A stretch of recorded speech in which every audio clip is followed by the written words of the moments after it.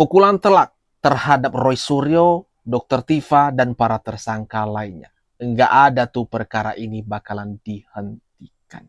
Yang ada perkara mesti dilanjutin sampai clear.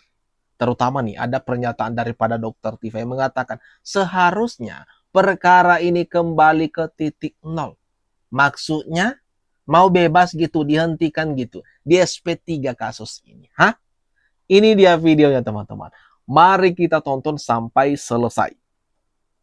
Sehingga ketika Polda Metro Jaya itu mengeluarkan sprindik baru, maka persoalan ini, kasus hukum ini harus dibawa ke titik nol.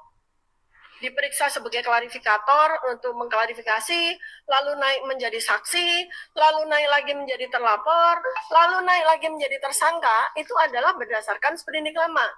Lalu pada tanggal 30 Maret 2026, pada saat berkas itu oleh Polda Metro Jaya diserahkan kepada kejaksaan, mereka memunculkan sprindik baru. Ini adalah sesuatu yang sangat aneh. Berarti Polda Metro Jaya itu menerbitkan 2 sprindik dan itu tidak bisa. Karena kalau ada sprindik baru, maka sprindik lama itu gugur. Artinya apa?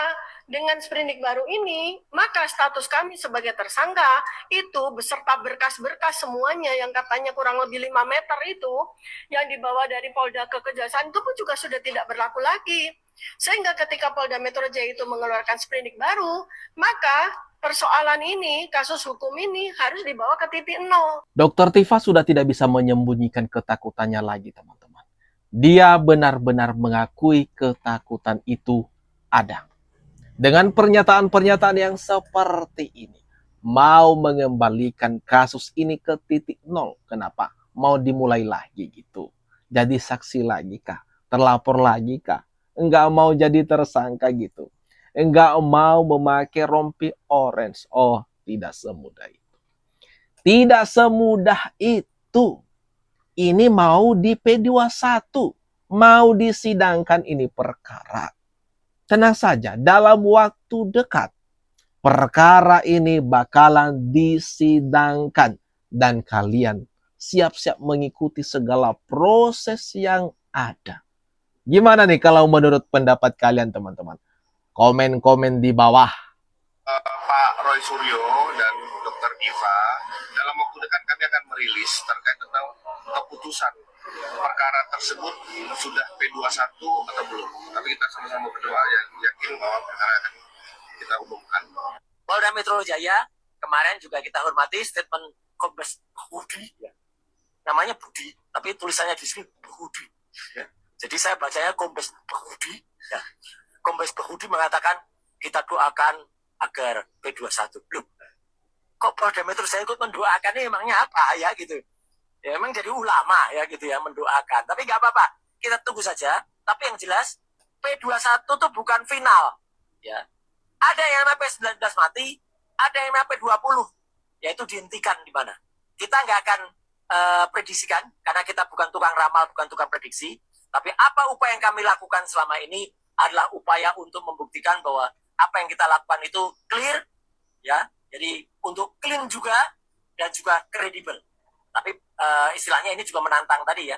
Clean dokumen, clear prosedur, dan juga credible witnesses. Roy Suryo panik. Roy Suryo takut kalau perkara ini di P21. Dia sangat protes sekali teman-teman. Dengan pernyataan Humas Polda Metro Jaya mengatakan bahwa sebentar lagi bakalan diumumkan apakah P21 atau tidak. Lalu kemudian menambahkan kita doakan bersama.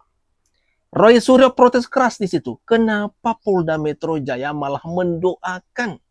Ternyata dia sangat ketakutan, teman-teman.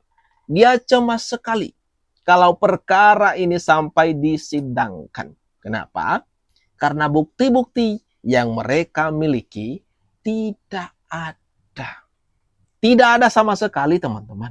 Makanya Roy Suryo protes keras terhadap Polda Metro Jaya. Mari kita tunggu teman-teman. Tidak sabar lagi menunggu keputusan ini nanti. Gimana nih kalau menurut kalian? Komen-komen di bawah guys. Kami ya harus warawiri wajib lapor ke Polda Metro Jaya. 25. Padahal hari ini di tanggal 25. Ini yang ke-25 ya. Itu semua gara-gara laporan Joko Widodo yang tidak pernah bertanggung jawab untuk membuktikan ijazahnya. Bahkan ijazahnya pun tidak pernah ditunjukkan di forum apapun termasuk di pengadilan. Dan karena itu hari ini kami mendengar kabar ada gugatan perbuatan melawan hukum terhadap saudara Joko Widodo di Pengadilan Negeri Surakarta yang pokok materinya adalah gegara. Saudara Joko Widodo tidak pernah mau menunjukkan ijazahnya di berbagai forum persidangan. Kendati secara berulang saudara Joko Widodo dan tim kuasa hukumnya merepetisi pernyataan akan menunjukkan ijazahnya baik SD, SMP, SMA, dan S1 UGM-nya di persidangan. Namun kami perlu sampaikan kepada seluruh rakyat Indonesia, sudah berlalu banyak persidangan baik perdata bahkan pidana yang akhirnya memvonis Gus Nur dan Bambang Trimulyono 4 tahun penjara. Lagi-lagi menyalahkan Bapak Jokowi dan menuntut supaya Bapak Jokowi membuktikan kalau ijazahnya itu asli. Aduh, guys, ini gimana kalau menurut kalian? Padahal beban pembuktian itu dibebankan kepada para penuduh. Kepada siapa ya? Kepada Roy Suryo, Dr. Tifa, dan para tersangka lainnya ini. Yang selama ini keluar-keluar di berbagai media. Katanya ijazah Bapak Jokowi itu palsu. Di situ beban pembuktiannya. Dan di sini Ahmad Khozinuddin mengaku mereka telah wajib lapor ke 25 kali sebelum P21 diterbitkan ya.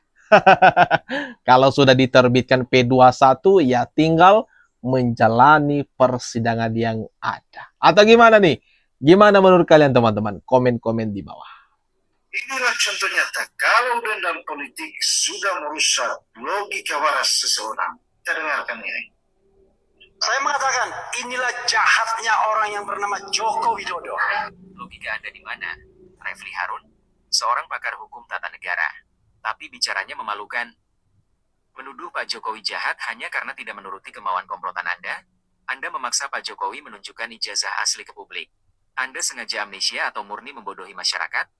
Dokumen asli UGM itu sudah disita resmi oleh Polda Metro Jaya sebagai barang bukti hukum. Keasliannya sudah divalidasi total oleh Puslap 4 Polri. Bahkan, Pak Jokowi siap membuktikannya langsung di hadapan hakim pengadilan. Hukum itu pembuktian di pengadilan. Bukan sirkus jalanan, tapi dasar komplotan pembenci yang sudah buta hati. Mau ditunjukkan 1000 kali pun, Anda tidak akan pernah percaya. Kenapa? Karena kalau Anda percaya, Anda akan kehilangan bahan konten untuk cari makan. Dulu waktu duduk nyaman jadi komisaris utama BUMN di era Jokowi. Anda diam dan menikmati fasilitas. Begitu dicopot, mendadak Anda berteriak paling suci. Berhentilah menjual industri kebencian demi dendam politik Anda. Masih mau percaya sama orang yang sakit hati? Komen di bawah, kita debat sehat. Refli Harun mengatakan kalau Pak Jokowi jahat sekali. Aduh, ada-ada saja baik para tersangka, Roy Suryo, Dr. Tifa, dan kuasa hukumnya. Aduh, mengatakan kalau Pak Jokowi harus membuktikan ijazahnya itu asli. Lah, ini gimana? Padahal Refli Harun ini katanya ahli hukum tata negara, tapi kok pernyataan-pernyataannya segini. Dia turun kelas kalau begini terus Refli Harun. Ini gimana nih teman-teman? Kalau menurut pendapat kalian, komen-komen di bawah. Ada apa kan itu? Jadi kalau seandainya yakin itu ada ijazah palsu mantan presiden, ya udah lanjut sampai pengadilan, nanti kan hakimnya bisa lihat, bisa buktikan. Karena gini, kalau palsu tuh mesti ada yang asli kan. Nah, dia bisa buktikan nggak tuh mana yang asli mana palsu. Kalau Pak Roy Suryo bisa membuktikan, ya artinya di sini kan ada satu tanda tanya loh. Kenapa nggak bisa buktikan? Kan dia yakin kalau itu palsu.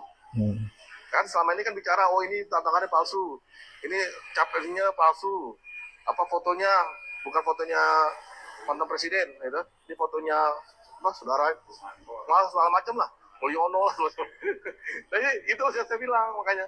Jadi kalau emang yakin, lanjut aja. Kenapa harus berhenti di tengah jalan? Kenapa takut?